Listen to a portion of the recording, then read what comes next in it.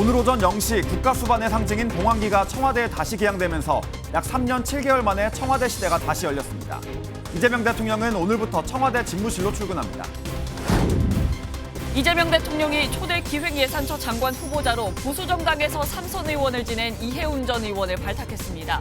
더불어민주당은 중도 실용주의적 인사라고 평가한 가운데 일부 의원들은 반발했고 국민의힘은 사상 최악의 해당 행위라며 이 전 의원을 제명했습니다. 김범석 쿠팡회장이 개인정보 유출 사태 한 달 만에 서면으로 사과했습니다. 내일부터 열릴 예정인 국회 청문회엔 또 불출석을 통보했습니다. 어제 180일간의 수사를 마무리한 김건희 특검이 오늘 최종 결과를 발표합니다. 민중기 특별검사가 직접 발표에 나서며 남은 사건들은 경찰로 넘길 계획입니다. 시청자 여러분 안녕하십니까? 오늘부터 청와대 시대가 다시 열렸습니다. 비상계엄과 탄핵으로 얼룩진 윤석열 정부가 대통령실을 용산으로 옮긴 지 약 3년 7개월 만입니다. 이 국가수반을 상징하는 봉황기는 오늘 0시 청와대에 개양됐고 이재명 대통령도 청와대로 처음 출근합니다. 오늘 굿모닝 MBN 첫 소식은 송주영 기자가 전합니다. 지난 6월 4일 용산 대통령실로 처음 출근한 이재명 대통령이 오늘 청와대에 처음 출근합니다. 대통령실은 특별한 행사 없이 평소처럼 업무를 시작한다고 밝혔습니다. 그 이유는 오늘이 179명이 숨진 제주항공 여객기 참사 1주기인 만큼 조용히 애도한다는 의미입니다. 대통령실을 상징하는 봉황기는 오늘 0시 용산에서 내려오는 동시에 청와대에 개양했습니다. 대통령실 공식 명칭도 청와대로, 업무 표장 역시 과거 청와대 것으로 돌아갔습니다. 청와대 복귀는 12.3 비상계엄과 탄핵 등으로 얼룩진 용산 시대를 정치적으로 단절한다는 상징적 의미가 있습니다. 대통령실은 용산 시대를 뒤로하고 대통령이 원래 있었던 곳, 있어야 할 곳 청와대로 이전하겠습니다. 다만 청와대는 지리적 특성과 정치적 이유 등으로 민심과 동떨어진 구중궁궐이란 비판이 있었습니다. 그래서인지 이 대통령은 집무실에 있는 본관과 여민관 중에 참모진과 소통이 수월한 여민관에서 대부분 업무를 볼 예정입니다. 핵심 참모인 비서실장과 정책실장, 안보실장 사무실도 여민관으로 옮겨 1분 거리에서 소통할 수 있게 했습니다. 이 대통령은 그동안 임기 내 집무실을 세종으로 옮기겠다는 의지를 드러내왔습니다. 그런 만큼 다시 돌아온 청와대의 시대가 얼마나 유지될 수 있을지는 미지수입니다. MBN 뉴스 송주영입니다. 그런데 이 청와대 이전 소식보다 더 화제가 된 소식은 따로 있었습니다. 이재명 대통령이 초대 기획예산처 장관 후보자에 이해운 전 의원을 깜짝 발탁한 건데요. 이 전 의원은 보수정당, 그것도 서울 서초에서만 삼선 의원을 지냈죠. 이번 인사 어떤 의도일까요? 김도영 기자입니다. 이재명 대통령이 기획재정부에서 분리된 신규 부처인 기획예산처 장관 후보자에 이해훈 전 의원을 지명했습니다. 이 후보자는 국민의힘의 전신인 한나라당과 새누리당, 미래통합당에서 3선 국회의원을 지낸 보수진영의 대표적인 경제통입니다. 지난 대선에선 김문수 후보 캠프에서 정책 본부장을 맡은 바 있습니다. 우리가 거짓으로 점철된 후보는 지지할 수 없다. 김문수 후보는 정직하고 거짓이 없고. 이 후보자는 지속 성장이란 이재명 정부 국정 목표는 이해훈의 입장과 같다며 이념을 떠나 협력해야 할 일이라고 밝혔습니다. 한나라당과 바른미래당에서 재선 의원을 지낸 김성식 전 의원도 장관급인 국민경제자문회의 부의장으로 지명됐습니다. 보수 인사 발탁 배경을 두고 대통령실은 통합과 실용이란 인사 원칙이라고 밝혔습니다. 통합이라는 부분하고 실용인사라는 두 축이 있었습니다. 이런 어떤 인사 원칙을 이번에도 지켰다. 정책과 정무 분야도 보강했습니다. 대통령 정무특별보좌관에 육선의 조정식 의원을, 정책특별보좌관엔 이한주 경제인문사회연구회 이사장을 임명했습니다. 또 신임 국가과학기술자문회의 부의장엔 이경수 이네이블 퓨전 의장을 임명하고 국토교통부와 농식품부 차관 인선도 단행했습니다. MBN 뉴스 김도형입니다. 이번 인사를 두고 야당에선 거센 비판이 터져 나왔습니다. 국민의힘은 즉각 이 전 의원을 제명했는데요. 조국 혁신당 대표도 이 전 의원의 탄핵 반대 집회 발언을 SNS에 공유하면서 부정적인 입장을 드러냈습니다. 이어서 김현 기자입니다. 이재명 대통령이 기획예산처 장관 후보자로 이해운 전 국민의힘 의원을 지명하자 야권에서는 격앙된 반응이 쏟아졌습니다. 주진우 국민의힘 의원은 SNS에 이해운 장관 지명은 경제 폭망에 대한 물타기라며 검증에 착수하겠다는 글을 올렸습니다. 배현진 국민의힘 서울시당 위원장도 정치적 도의를 넘어선 명백한 배신 행위라고 비판했고, 한동훈 전 대표도 계엄을 옹호하는 사람을 핵심 장관으로 지명하는 정권이라며 이재명 정권의 정체가 무엇이냐고 목소리를 높였습니다. 국민의힘은 곧바로 최고위원 회의를 열었고 사상 최악의 해당 행위라며 이해운 전 의원을 즉각 제명했습니다. 논란은 여권에서도 이어졌습니다. 민주당은 탕평 인사라며 환영 입장을 내놨지만 이해운 전 의원의 과거 행적에 대해서는 말을 아꼈습니다. 이해운 전 의원이 어떤 발언을 했는지 제가 정확히 지금 확인을 안 한 상태라서 제가 답변 드리기가 좀 애매하네요. 그건 양해해 주세요. 조국혁신당 조국 대표는 이해운 전 의원의 과거 행보가 담긴 언론 보도를 SNS에 공유하며 부정적인 입장을 드러내기도 했습니다. MBN 뉴스 김현입니다. 정치권에선 김병기 더불어민주당 원내대표를 둘러싼 논란도 계속되고 있죠. 고소 고발까지 잇따르고 있는데 김 원내대표의 배우자가 구의회 법안 카드를 사적으로 썼다면서 수사를 촉구하는 고발장이 접수됐습니다. 이 내용은 장명훈 기자입니다. 김병기 더불어민주당 원내대표의 배우자는 과거 동작구 의회 업무 추진비 법인카드를 사적으로 사용했다는 의혹을 받습니다. 제가 쓴 게 118만 원, 사모님 270 정도. 8월은 제가 거의 안 썼어요. 다 사모님이 쓰셨고. 녹취 내용에 따르면 김 원내대표의 배우자는 지난 2022년 7월부터 8월까지 부의장 몫의 동작구 의회 업무 추진비 카드를 200만 원 넘게 쓴 것으로 파악됩니다. 당시 김 원내대표는 서울 동작구갑의 재선 의원이었습니다. 김 원내대표는 해당 사안이 이미 수사기관에서 무혐의 처분을 받았다고 해명했지만 어제 고발장이 경찰에 접수됐습니다. 고발인은 전직 보좌진의 재반박과 새롭게 공개된 녹취 등을 토대로 재수사가 필요하다는 주장입니다. 이번 고발은 김 원내대표가 장남의 국정원 업무를 의원실에 부탁했다는 이른바 아빠 찬스 의혹을 수사해온 서울 동작경찰서가 맡을 예정입니다. 앞서 지난 26일에는 김 원내대표가 대한항공으로부터 호텔 숙박 초대권을 제공받고 공항 편의를 이용했다는 의혹과 관련해 고발장이 접수돼 서울 영등포 경찰서에 배당됐습니다. 김 원내대표는 오는 30일 원내 대책회의에 앞서 자신의 입장을 밝힐 방침으로 알려졌습니다. MBN 뉴스 장명훈입니다. 의원과 전직 보좌진의 이례적인 폭로 전에 야권에선 즉각 사퇴하라며 총공세를 펼쳤습니다. 심지어 민주당 내에서도 거취를 결단하라는 목소리가 나오고 있는데요. 궁지에 몰린 김 원내대표 어떤 입장을 내놓을까요? 이어서 정태진 기자입니다. 무책임은 더 참담합니다. 여당 원내대표는 자신의 비리 시리즈 폭로하는 전직 보좌관들과 싸우기 바쁩니다. 국민의힘 김병기 원내대표는 시간 끌지 말고 당장 사퇴하라고 총공세를 펼쳤습니다. 김 원내대표를 둘러싼 비위 의혹은 자고 일어나면 새롭게 제기되고 있습니다. MBN이 입수한 메시지를 보면 지난 2022년 김 원내대표의 차남은 당시 보좌진에게 예비군 동원 훈련을 연기하는 문제를 상의합니다. 실제로 당시 보좌진은 병무청 측에 김 의원 차남의 주민등록번호 등을 보냈고 연기가 처리됐다는 답변을 받습니다. 권력형 특혜의 패턴이라고 규정한 국민의힘은 김 원내대표 의혹을 하나하나 열거하며 맹비판했습니다. 장경태 의원 성추행 의혹 등 악재가 생길 때마다 버티기로 일관하고 있다는 겁니다.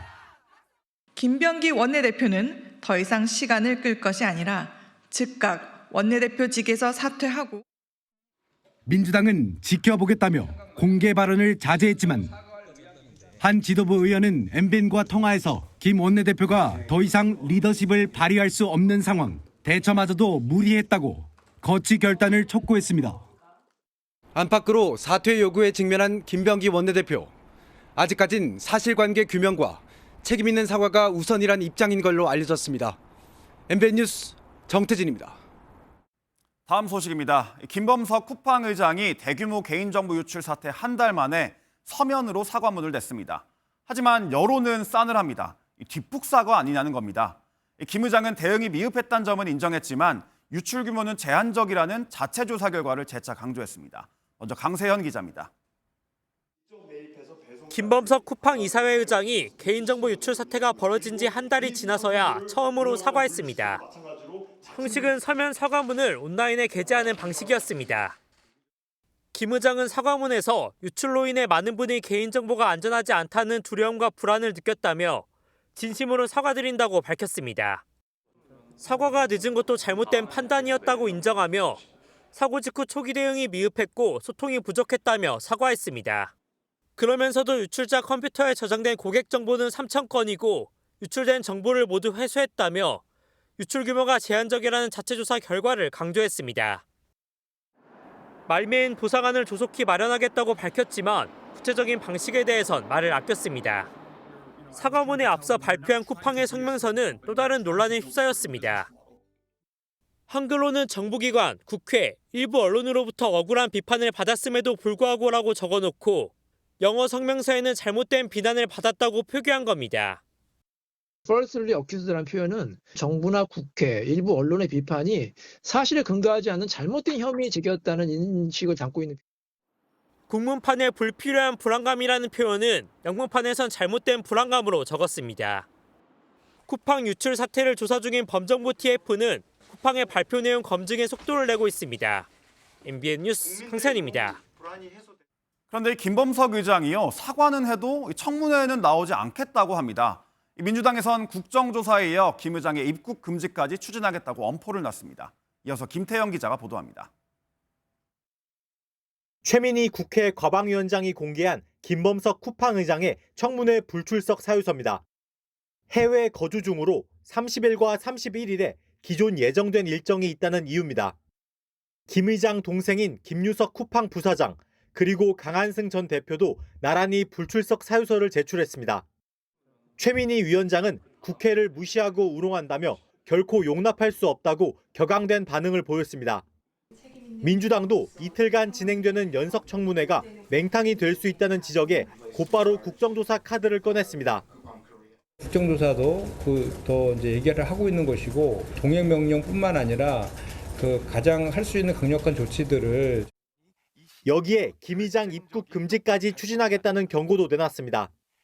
김범석 의장도 검은머리 외국인이잖아요. 외국인들이 국내의 경제라든지 사회에 해악을 끼칠 우려가 있다고 했을 때에는 입국 금지 조치를 할 수가 있어요. 정부도 청문회에서 쿠팡 일부 영업 정지 조치를 거론하는 등 모든 수단을 동원한다는 계획입니다. 김범석 의장이 사과만 하고 정작 청문회는 불출석하는 모습이 한국 정부 패싱으로 비춰지며 정치권의 고강도 압박은 계속될 것으로 보입니다. MBN 뉴스 김태형입니다. 정치권 얘기는 국회팀 민지숙 기자와 더 짚어보겠습니다. 이민 기자, 오늘부터 대통령이 다시 청와대로 출근을 합니다. 첫 공식 일정이 궁금한데 공개된 게 있나요? 네, 아직까지 관저 공사가 끝나지 않아서 대통령은 한남동에서 청와대로 출퇴근을 당분간 하게 됩니다. 첫 공식 일정이 나왔는데요. 참모진들과 티타임을 가진 뒤에 이 지하 벙커라고 불리죠. 대한민국의 위기 상황을 관리하는 국가위기관리센터를 방문할 예정입니다. 이 청와대로의 복귀는 내란과 탄핵 정국에서 국가가 완전히 정상화됐다는 의미를 담고 있는데요. 12.3 비상계엄의 용산시대와의 정치적인 단절을 상징적으로 보여준다는 평가가 나옵니다. 이 청와대 하면 집무실이 따로 분리가 돼 있어서 이 소통이 어렵다는 얘기가 꾸준히 나왔었는데 이재명 정부는 소통을 가장 강조했다고요? 맞습니다. 대통령은 이 청와대 주변 등산로 이 코스 막지 않겠다 이야기했죠. 러닝 또 강아지 산책 코스도 그대로 유지하겠다고 약속을 했습니다. 또 사랑채 오픈 스튜디오를 운영해서 언론과 개인 모두 자유롭게 이용할 수 있게 했습니다. 가장 주목받는 건 아무래도 이 대통령이 참모진 3실장과 한 지붕 아래서 직무를 보게 된다는 건데요. 강훈식 비서실장은 대통령이 참모와 가까운 거리에서 국민의 민심을 자꾸 들어야 한다는 인식을 갖고 있었다, 이렇게 설명을 했습니다. 하지만 이 소통만큼 중요한 건 2026년 새해에 당장 해결해야 할 경제 문제들입니다. 대통령이 직접 밝혔듯이 뒷걸음질 치는 잠재 성장률 반등을 위한 대책이 시급한 상황인데요. 당장 최근 1,400원대 고환율과 물가 상승 압박이라는 시급한 현안을 해결해야 하는 과제로 떠오르고 있습니다.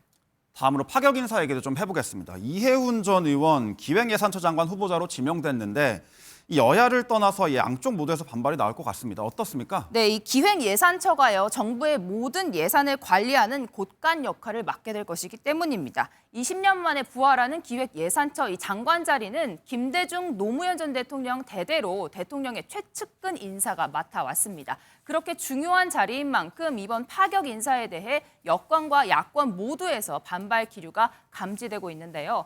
당장 국민의힘에선 앞서 보신 대로 국민과 당원을 배신하는 심각한 해당 행위라면서 이 전 의원을 제명한 상태죠. 여권에서도 우려의 목소리가 만만치 않습니다. 민주당 윤준병 의원은 이 대통령을 내란 수괴라고 외치고 윤석열 내란을 지지했던 이 후보자에게 정부 곳간의 열쇠를 맡기는 행위는 포용이 아닌 국정원칙의 파기라고 강하게 비판했습니다.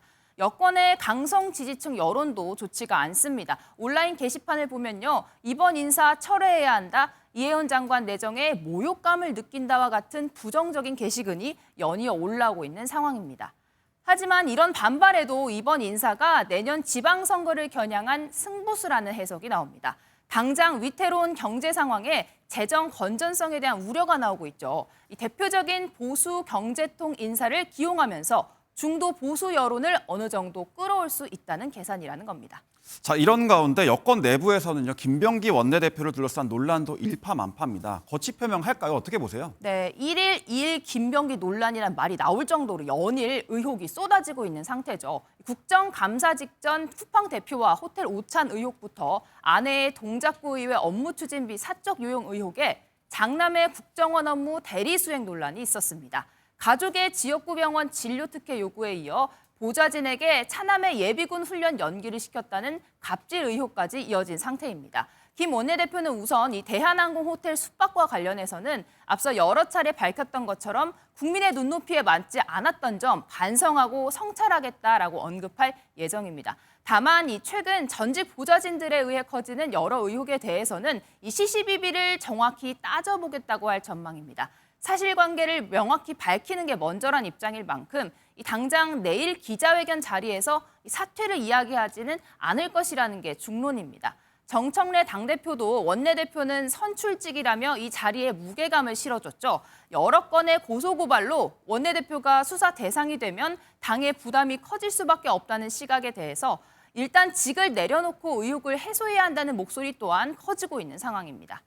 자, 마지막으로 쿠팡도 좀 살펴보겠습니다. 어제 이제 한 달 만에 사과문이 나왔는데 형식도 서면이었고 내용도 좀 맹탕이었습니다. 이 오히려 반발을 키운 것 같은데 좀 어떻습니까? 맞습니다. 어거지로 했다 그런 사과문이라는 해석이 많은 상황인데요. 여기에 또 김범석 의장 내일과 모레 이틀 동안 예정된 국회 청문회에 불출석 사유서를 내면서 또다시 모습을 드러내지 않을 예정입니다.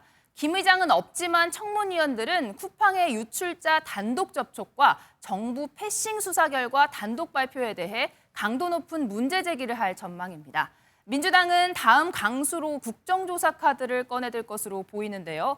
보통 하루 이틀 동안 진행되는 청문회와 국정감사와는 달리 이 국정조사는 특정 사안에 대해 최대 60일까지 심층적인 조사가 가능한 만큼 김 의장을 압박할 수 있는 수단이 될 수 있을 전망입니다. 또한 가수 유승준 씨처럼 김범석 의장의 국내 입국을 완전히 막으면서 앞으로 국내 사업을 운영하기 어렵게 만드는 방안도 검토되고 있습니다. 여기까지 듣겠습니다. 지금까지 정치부 민지숙 기자였습니다. 어제 180일간의 수사를 마친 김건희 특검이 오늘 최종 결과를 발표합니다. 전직 대통령 배우자 구속 기소라는 헌정사상 초유의 기록을 남겼지만 수사 과정에서 드러난 한계와 아쉬움도 있었습니다. 박혜빈 기자가 보도합니다. 지난 7월 2일 정식 수사에 착수한 김건희 특검의 180일 대장정이 어제 마무리됐습니다. 특검의 초기 수사는 도이치모터스 주가 조작과 명태균 선거 개입, 건진법사 통일교 청탁 의혹에 집중됐습니다. 관련인들에 대한 조사를 이어간 끝에 김 여사는 한 달여 만에 포토라인 앞에 서게 됐습니다. 국민 여러분께 저같이 아무것도 아닌 사람이 이렇게 심려를 끼쳐서 진심으로 죄송합니다. 특검팀은 소환 이튿날 김 여사의 구속영장을 청구했고 법원은 증거인멸이 우려된다는 이유로 영장을 발부했습니다. 전현직 영부인이 수사기관에 공개 소환된 것도 구속된 것도 헌정사상 처음이었습니다. 이후 특검팀은 김 여사가 인사나 사업 청탁을 대가로 고가 기금속 등을 받았다는 이른바 매간매직 의혹도 추가로 밝혀냈습니다. 특검은 윤석열 정부와 통일교의 유착을 규명한 성과도 거뒀습니다. 정교 유착 핵심 인물인 한학자 총재와 권성동 국민의힘 의원, 건진법사 전성배 씨 등은 모두 구속됐습니다. 이렇게 김건희 특검이 수사기관에 기소한 인원은 모두 66명. 이 가운데 20명은 구속하고 46명은 불구속한 것으로 파악됐습니다. 16가지에 이르는 방대한 의혹을 추적해온 특검은 삼부토건 주가 조작, 양평 고속도로 개발 특혜 의혹 등은 규명하지 못했습니다. 민중기 특별검사는 오늘 오전 10시 마지막 브리핑에서 수사 결과를 직접 발표하고 남은 사건들은 곧 국가수사본부에 이첩할 계획입니다. MBN 뉴스 박혜빈입니다. 통일교의 정치권 로비 의혹을 수사 중인 경찰이 어제 한학자 총재 전 비서실장을 12시간 동안 소환 조사했습니다. 한일 해저터널 로비 의혹의 핵심 인물인 부산 지역 통일교 간부도 9시간 고강도 조사를 받았습니다. 이 소식은 한범수 기자입니다. 정원주 전 통일교 총재 비서실장이 어제 정치자금법 위반 등 혐의로 경찰에 소환돼 12시간 동안 조사를 받았습니다. 지난 18일 참고인 신분으로 경찰에 출석한 지 열흘 만에 피의자로 다시 소환된 겁니다.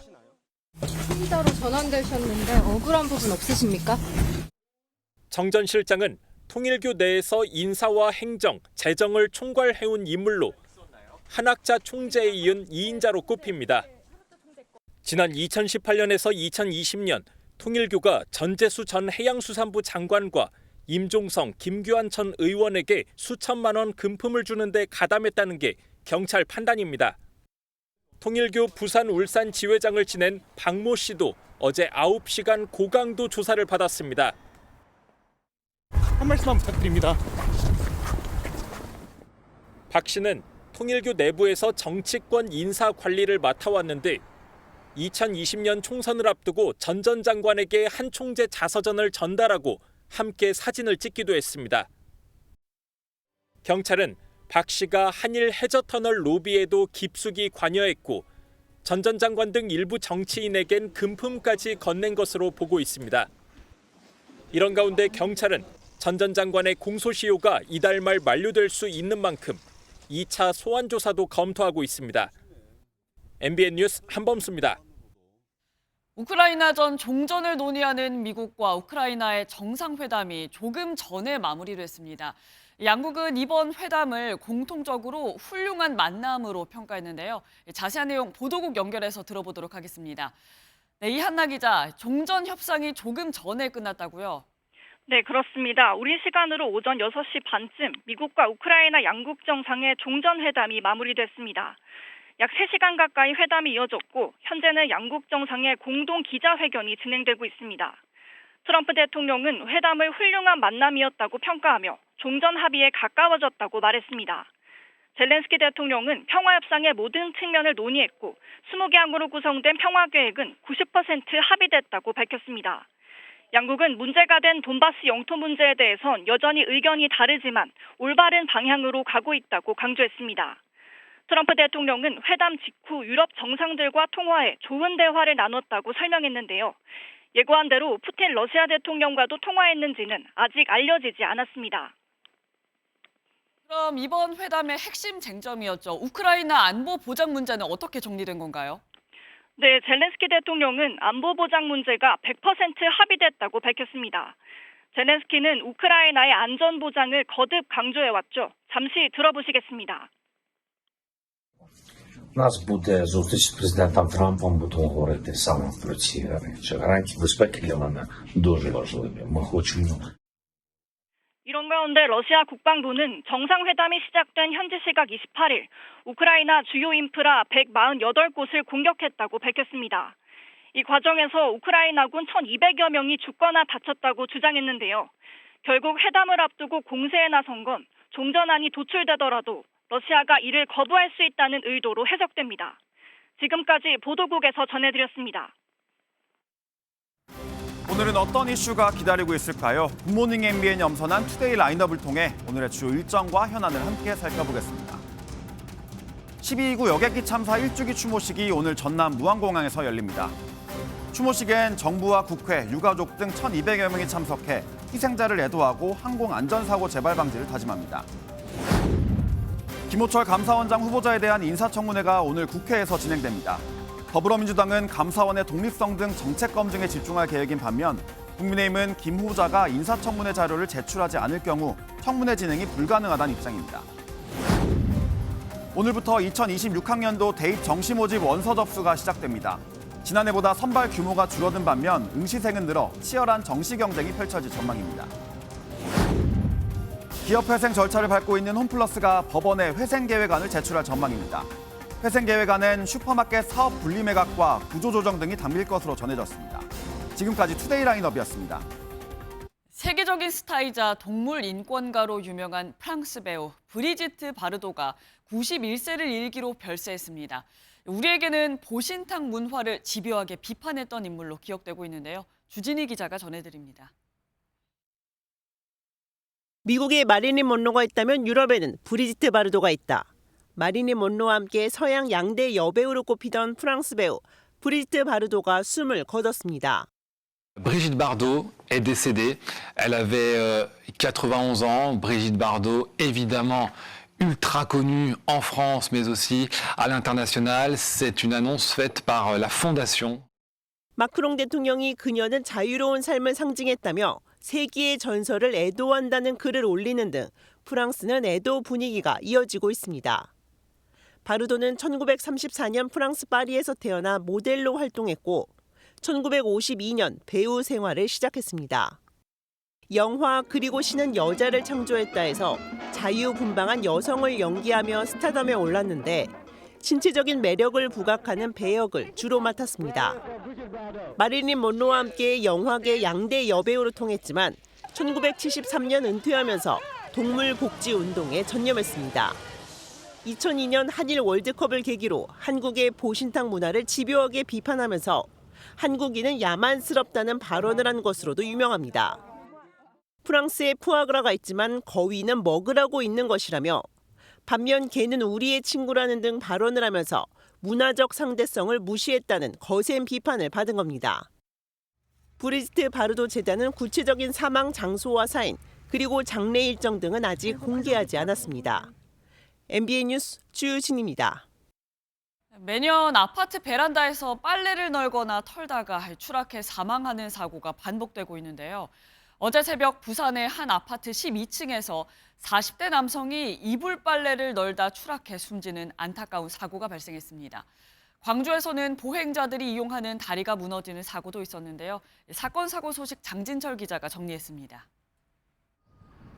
어제 새벽 1시 35분쯤 부산의 한 아파트 12층에서 40대 남성이 창밖으로 떨어져 숨졌습니다. 사고를 목격한 아내는 경찰 조사에서 베란다에서 빨래를 널다 추락했다고 진술한 것으로 전해졌습니다. 경찰은 정확한 사망 원인 파악을 위해 부검을 할 계획입니다. 다리 중간이 뚝 끊겼고 난간은 엿가락처럼 휘었습니다. 어제 낮 12시 10분쯤 광주 서구 덕흥동 광산대교 옆 보행교가 무너진 채 발견됐습니다. 무너진 다리 옆은 파크골프장이 있었는데 다행히 인명피해는 없었습니다.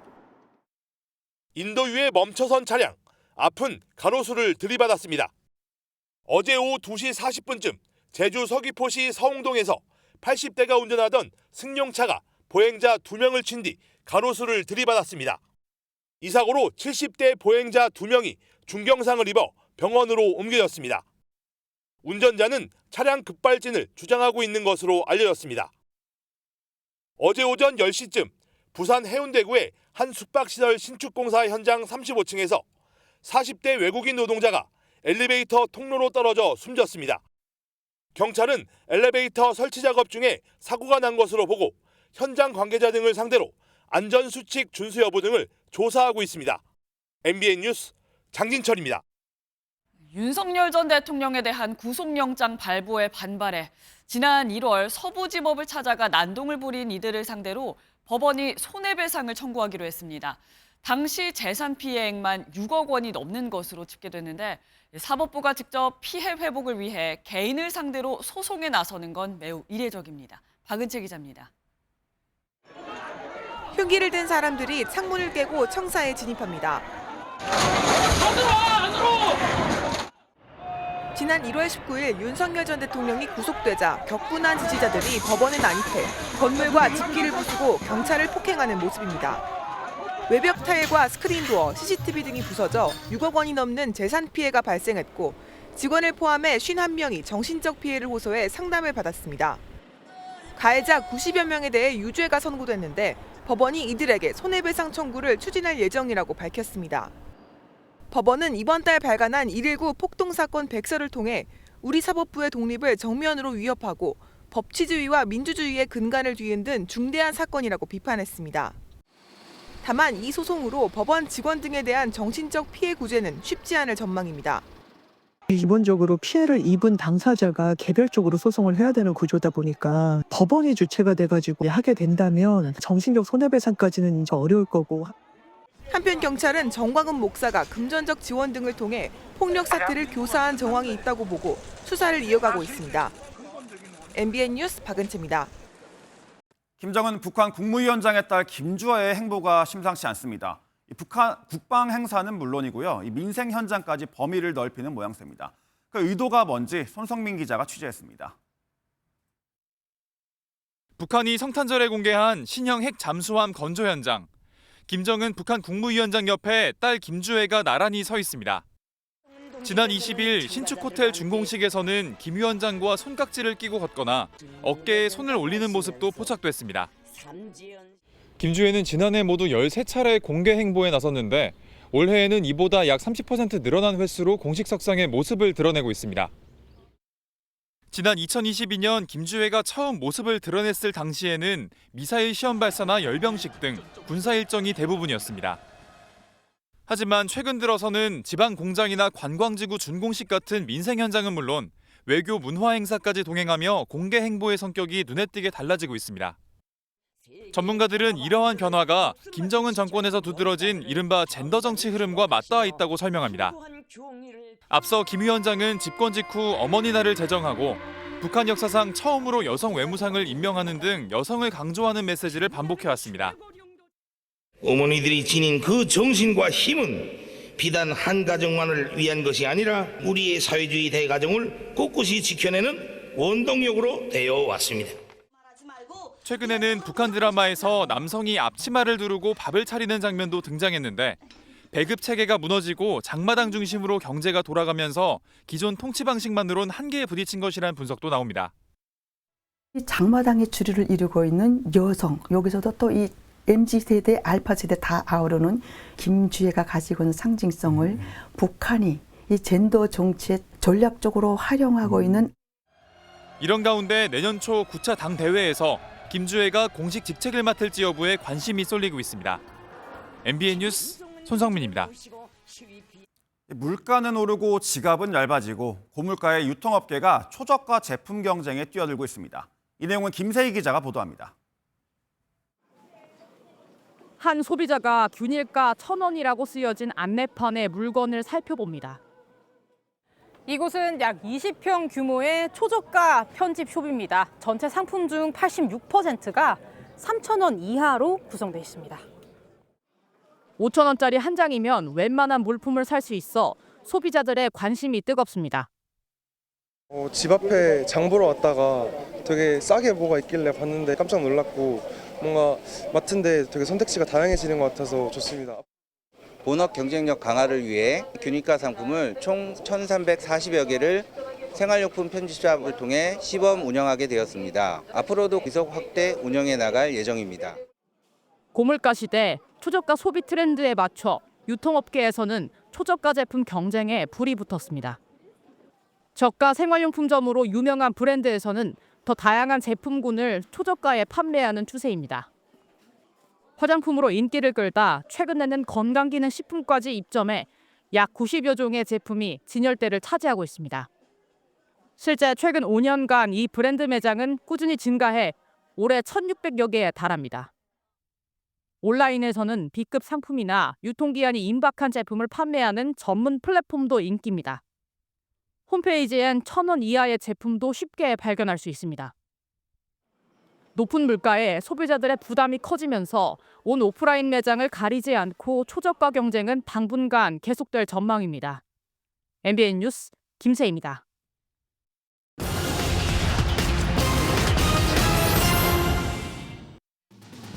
불경기 탓에 현금을 안 쓰고 비상금으로 보관만 하는 돈이 늘고 있습니다. 한국은행에 따르면 1인당 한 달에 평균적으로 지출하는 현금은 32만 4천 원으로 4년 전보다 30% 넘게 감소했습니다. 반면 주머니 속 비상금은 평균 54만 원으로 50% 넘게 증가했습니다. 출산율이 낮아지면서 유제품 매출이 타격을 입고 있는데요. 요구르트는 효자 품목으로 자리 잡았다고 합니다. 품목별 매출 순위를 보면 3년 전까지 5위였던 우유가 9위로 떨어지면서 확연히 감소했습니다. 반면 요구르트는 2030 세대에서 건강식품으로 인식되면서 매출 순위 10위에 올랐습니다. 서울 아파트 전월세 재계약 비중이 41.7%로 지난해에 비해 훌쩍 뛰었습니다. 전셋값 상승세가 지속되면서 재계약을 택한 임차인이 늘어난 건데 특히 계약갱신 요구권을 사용한 경우도 크게 올랐습니다. 올해 11월까지 서울 아파트 월세 가격은 누적 3.29% 올라 동기간 전셋값 상승률 3.06%를 추월했습니다. 지금까지 굿모닝 경제였습니다.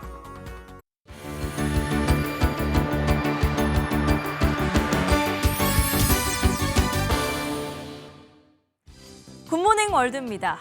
이제 내일 모레면 전 세계가 새해를 맞을 준비를 할 텐데요. 우리나라엔 제야의 종이 있다면 영국에선 이것이 새해의 시작을 알린다고 합니다. 그 정체 확인해 볼까요? 수십 개의 시계 태엽이 복잡하게 얽혀 있습니다. 얼마나 크고 대단한지 특별 관리까지 들어갔네요. 영국 하면 떠오르는 명물 빅벤의 내부 모습인데요. 다가오는 1월 1일 0시에 맞춰 종이 울릴 수 있도록 만반의 준비에 나섰다고요. 한국의 제야의 종처럼 영국에선 이 빅벤의 종소리를 듣고 새해를 맞는 건데요. 한치의 오차도 허락되지 않는 이유입니다. 당일엔 멋진 불꽃놀이도 전 세계에 생중계될 예정이라고 하네요. 잃어버린 반려견을 5년 만에 되찾은 사연이 있다면 믿어지시나요? 거짓말처럼 크리스마스를 앞두고 연락을 받았다는데요. 어떤 사연인지 들어보시죠. 미국 애리조나주 스텀프시의 실제 이야기입니다. 스텀프시는 자신의 반려견 올리브와 매일 함께 출근할 정도로 각별한 사이였는데요. 물을 사러 잠시 자리를 비운 사이 올리브가 흔적도 없이 사라지고 말았습니다. 5년 동안 전국을 돌아다녔지만 올리브를 찾진 못했다고요. 하지만 기적이 일어난 걸까요? 한 여성으로부터 올리브를 찾았다는 연락을 받은 겁니다. 어렵게 가족의 품으로 돌아간 올리브, 이제 행복할 일만 남았네요. 낙타하면 느릿느릿 걷는 모습이 주로 떠오르는데요. 실은 잘 달릴 수 있는데 체력을 아끼느라 안 달리는 거라고 합니다. 반전 매력을 뽐내는 낙타 경주 현장으로 가봅니다. 순한 얼굴을 한 귀여운 낙타들. 어쩐지 경쟁과는 거리가 멀어 보이는 모습이지만 오늘만큼은 달리기 경주를 위해 한자리에 모였습니다. 중국 내몽골 자치구에서 열린 일명 낙타 슈퍼리그입니다. 뭉툭한 네 발로 열심히 달리는 모습이 기특한데요. 등에 있는 혹 덕분인지 기수의 자세도 안정적입니다. 이날 무려 1,000마리가 넘는 낙타가 대회에 참가했을 정도로 열기가 뜨거웠다고요. 귀여운 낙타의 반전 매력이네요.